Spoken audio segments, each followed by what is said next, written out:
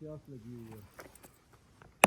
और तो कुछ नहीं लेना ना, इधर तो कुछ नहीं लेके आया। तमाशा तेरे को लेना दुआ बस ठीक है।